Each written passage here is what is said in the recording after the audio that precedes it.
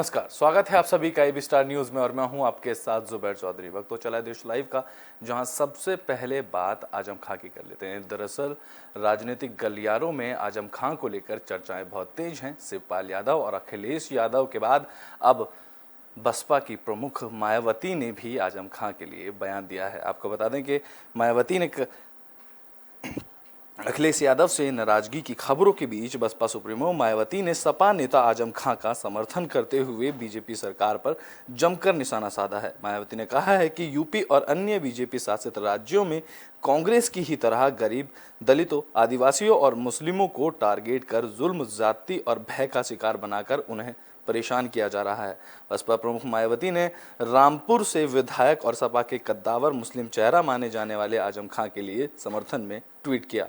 उन्होंने लिखा कि यूपी और अन्य बीजेपी शासित राज्यों में भी कांग्रेस की तरह गरीब, दलित, आदिवासियों और मुसलमानों को टारगेट करके जुल्म, जाति और भय का शिकार बनाकर उन्हें परेशान किया जा रहा है।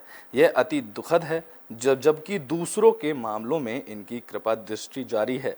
मायावती ने ट्वीट करते हुए वरिष्ठ सपा नेता मोहम्मद आजम खां को 2.25 साल से जेल में बंद रखने को लेकर उत्तर प्रदेश सरकार की निंदा की है। गुरुवार सुबह मायावती ने यूपी और केंद्र सरकार पर करारा प्रहार किया है। मायावती ने ट्वीट करते हुए लिखा कि यूपी और अन्य बीजेपी शासित राज्यों में कांग्रेस की ही तरह मुसलमानों को, दलितों को और गरीबों को टारगेट किया जा रहा है। उन्होंने लिखा कि इस क्रम में यूपी सरकार की तरफ से अपने विरोधियों पर लगातार द्वेषपूर्ण और कार्रवाई कर वरिष्ठ विधायक मोहम्मद आजम खां को करीब 2 सालों से जेल में बंद रखा गया है, जो कि लोगों की नज़र में न्याय का गला घोटना नहीं तो और क्या है। मायावती ने लिखा है कि साथ ही देश के कई राज्यों में जिस प्रकार से दुर्भावना और द्वेषपूर्ण रवैया अपनाकर प्रवासियों और मेहनतकश समाज के लोगों को अतिक्रमण के नाम पर भय और आतंक का शिकार बनाकर उनकी रोजी रोटी छीनी जा रही है, वह अनेक सवाल खड़े करता है, जो कि अति चिंतनीय है।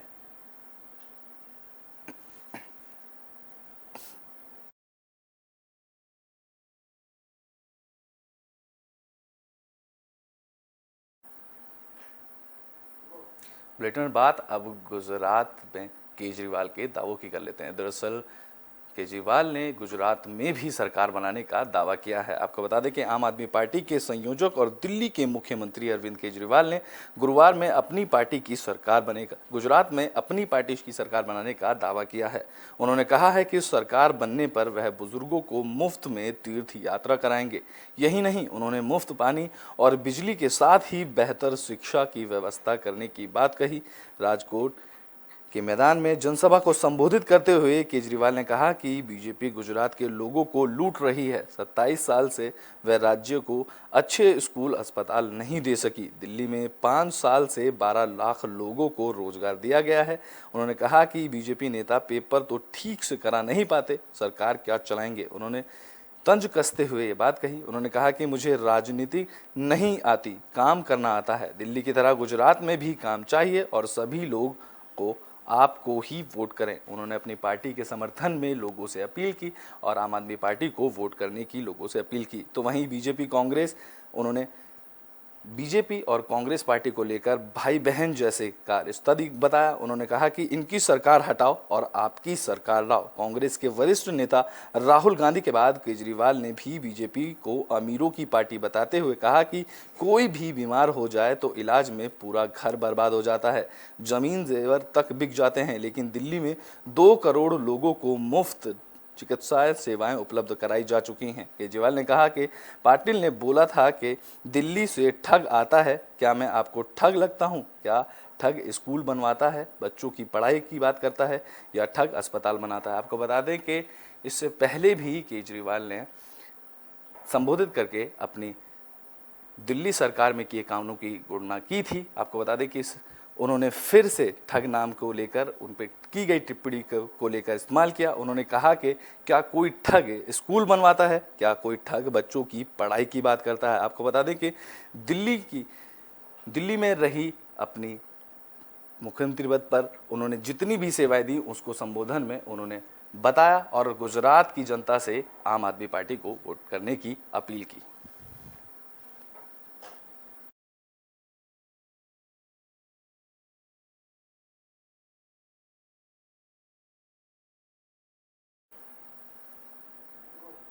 तो आसानी चक्रवात अब धीरे धीरे अपना असर कम करता नजर आ रहा है। आपको बता दें कि चक्रवाती तूफान आसानी धीरे धीरे कमजोर हो रहा है। बुधवार देर रात आंध्र प्रदेश के मछलीपट्टनम और नसरापुर के बीच कमजोर होकर गहरे दबाव क्षेत्र में तब्दील हो गया। भारतीय मौसम विभाग के मुताबिक आसानी के कारण कई स्थानों पर भारी बारिश के आसार हैं। भारतीय मौसम विभाग ने बताया है कि तटीय आंध्र प्रदेश पर गहरा दबाव क्षेत्र पिछले 6 घंटे के दौरान व्यावहारिक रूप से स्थिर रहा और उसी क्षेत्र में कमजोर हो गया।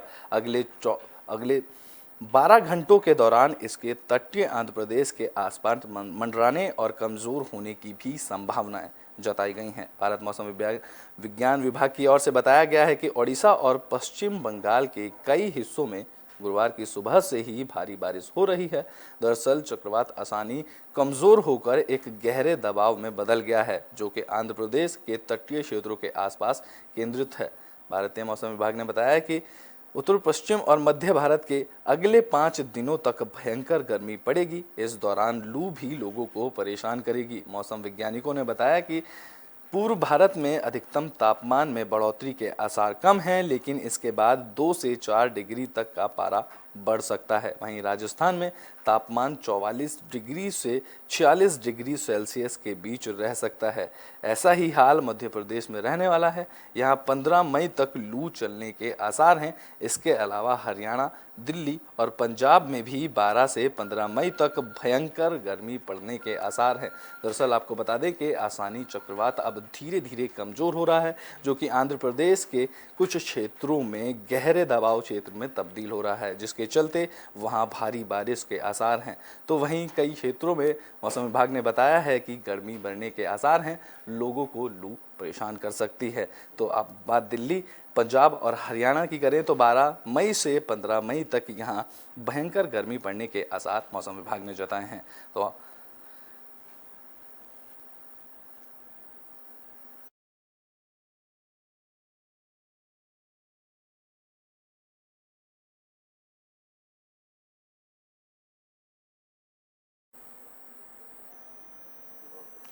नोएडा यमुना एक्सप्रेसवे पे एक दर्दनाक हादसा हो गया, जिसमें एक ही परिवार के 5 लोगों की मौत हो गई। आपको बता दें कि ग्रेटर नोएडा में यमुना एक्सप्रेसवे पर गुरुवार की सुबह एक भीषण हादसा हो गया। यह हादसा सुबह करीब 5 बजे जेवर टोल प्लाजा के पास हुआ।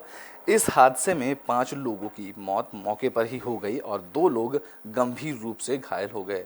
उनका उपचार अस्पताल में किया जा रहा है। मिली जानकारी के अनुसार यमुना एक्सप्रेसवे पर आगरा से नोएडा जाते समय जेवर टोल प्लाजा से पहले करीब 40 किलोमीटर माइलस्टोन के पास एक डंपर और बुलेरो की टक्कर हो गई। बुलेरो गाड़ी में 7 व्यक्ति सवार थे, तो वहीं दुर्घटना में घायल लोगों को कैलाश अस्पताल जेवर ले जाया गया, जिसमें बुलेरो सवार 5 व्यक्तियों की मौके पर ही मौत हो गई। वहीं 2 व्यक्तियों का उपचार कैलाश अस्पताल के जेवर में चल रहा है। इस दौरान पुलिस का कहना है कि इस मामले में जरूरी वैधानिक कार्रवाई की जा रही है, जो लोग हादसे में मारे गए हैं उनमें से एक पुरुष और 4 महिलाएं हैं। वहीं एक महिला और एक पुरुष घायल है, जिनका अस्पताल में उपचार किया जा रहा है। बता दें कि इस दुर्घटना को लेकर मुख्यमंत्री योगी आदित्यनाथ ने भी ग्रेटर नोएडा के यमुना एक्सप्रेसवे पर हुई 2 वाहनों की टक्कर में लोगों की मृत्यु पर गहरा शोक जताया है। उन्होंने जिला प्रशासन के अधिकारियों को घायलों का समुचित उपचार करने के भी निर्देश दिए हैं।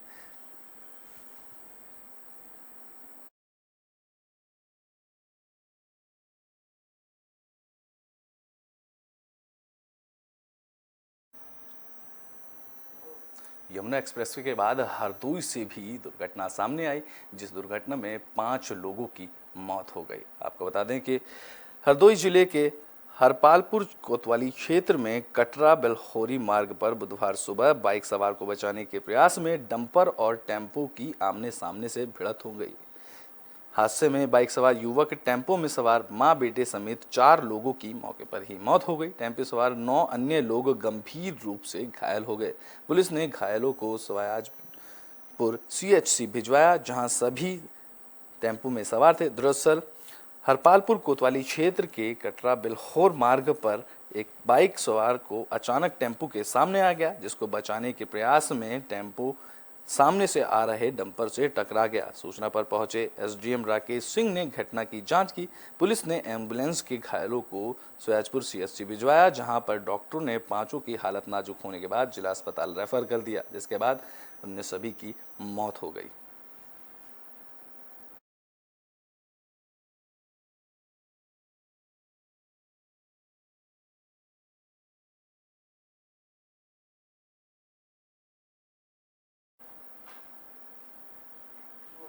बुलेटिन में बात अब देश भर के कोरोना मामलों की कर लेते हैं। दरअसल पिछले बीते 24 घंटे में कोरोना के 2,827 नए मामले सामने आए हैं।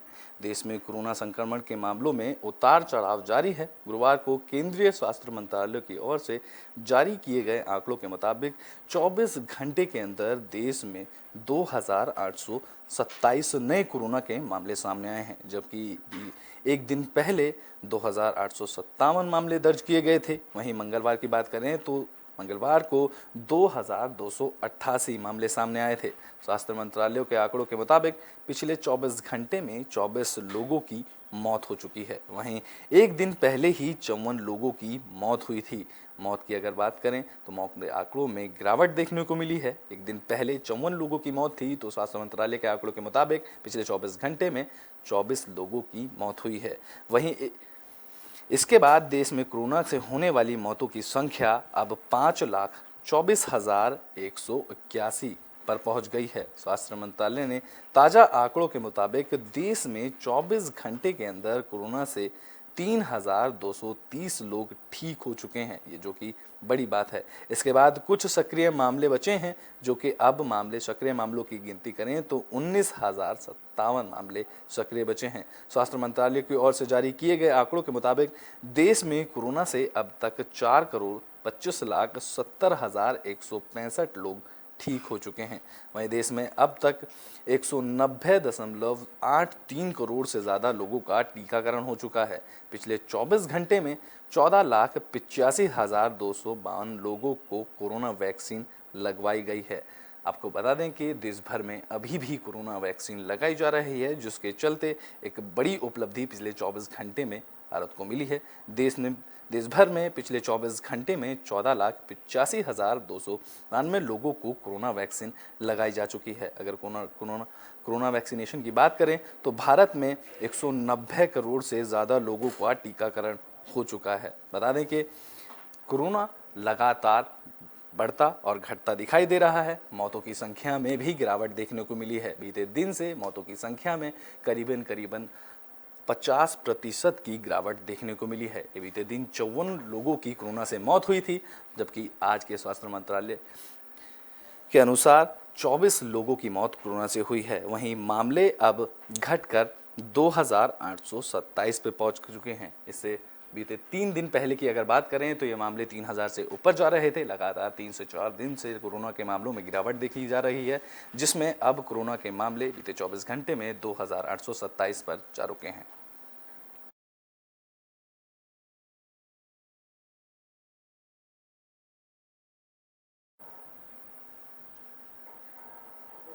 तो नॉर्थ कोरिया में भी अब कोरोना पाया गया है। दरअसल नॉर्थ कोरिया, जो कि जहां पर कोरोना का असर 0% था, अब वहां पर भी कोरोना के मामले देखने को मिले हैं।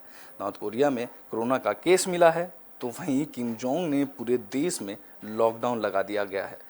नॉर्थ कोरिया ने पहली बार कोरोना संक्रमण के पहले मामले की पुष्टि की है। कोरोना के पहले मामले की पुष्टि के साथ ही नॉर्थ कोरिया ने देश भर में गंभीर राष्ट्रीय आपातकाल घोषित कर दिया है।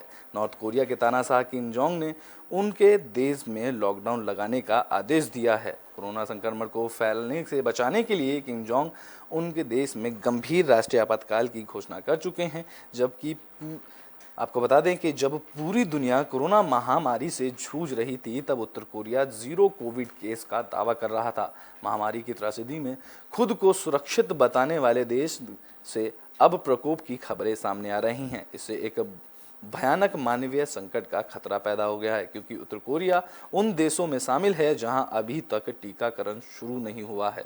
एक रिपोर्ट के मुताबिक अधिकारियों ने प्योंगयांग के लोगों में कोरोना वेरिएंट ओमिक्रॉन के BA.2 सब वेरिएंट का पता लगाया है।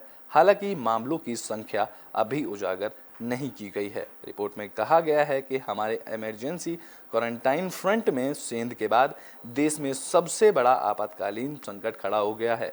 इस फ्रंट ने फरवरी 2020 के बाद से 2 साल 3 महीने तक लोगों को सुरक्षित रखा। उत्तर कोरिया ने जनवरी 2020 में ही अपनी सीमाएं बंद कर दी थी। अब तक शून्य कोविड केस दर्ज करने वालों में उत्तर कोरिया देश शामिल है। चीन के साथ विशालकाय भूमि सीमा साझा करने वाले उत्तर कोरिया के दावे पर एक्सपर्ट अक्सर सवाल उठाते रहे हैं।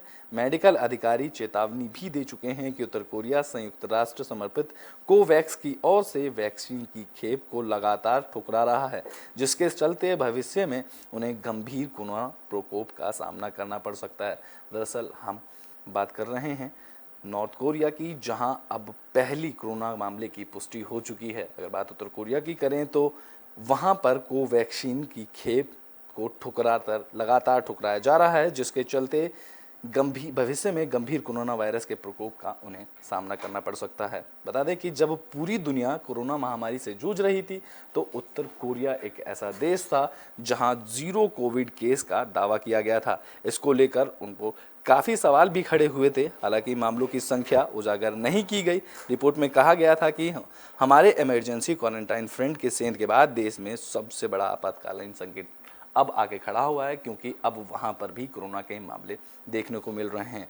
तो वहीं बात करें, किम जोंग ने कोरोना के मामले मिलते ही पूरे देश में लॉकडाउन लगा दिया गया है, सभी बॉर्डर को सील कर दिया गया है।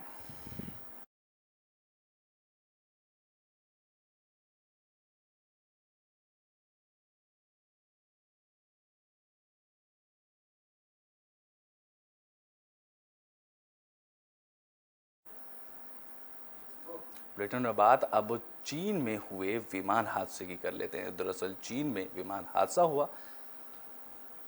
चीन में रनवे से विमान फिसल गया। चीन के चैंगकिंग में गुरुवार को एक हाईवे अड्डे पर टेक ऑफ के दौरान एक यात्री विमान के रनवे से फिसल जाने और उसमें आग लगने से कम 40 लोग घायल होने की खबर सामने आई है। चीन के तिब्बत एयरलाइंस में 122 लोगों के साथ एक यात्री विमान में अचानक आग लग गई।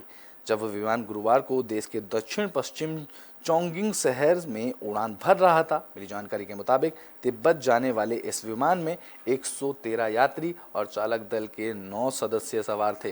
विमान में सवार सभी लोगों को सुरक्षित बाहर निकाल लिया गया है और घायलों को इलाज के लिए नज़दीकी अस्पताल ले जाया गया है। मिली जानकारी के मुताबिक आग बुझा दी गई है और रनवे बंद कर दिया गया है। विमान तिब्बत के विंगचिंग के लिए उड़ान भरने वाला था, तभी उसमें आग लग गई। एयरलाइन ने कहा कि दुर्घटना की जांच की जा रही है। हाल के हफ्ते में ही चीन में किसी यात्री विमान के शामिल होने की एक दूसरी घटना सामने आई है। बता दें कि 12 मार्च को कुनमिंग के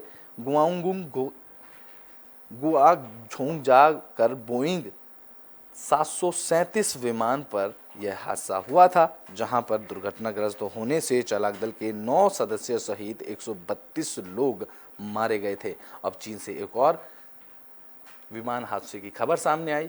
ये विमान रनवे पर फिसलता आगे चला गया, जिसके चलते इस विमान में आग लग गई और 40 लोग इसमें घायल हो गए।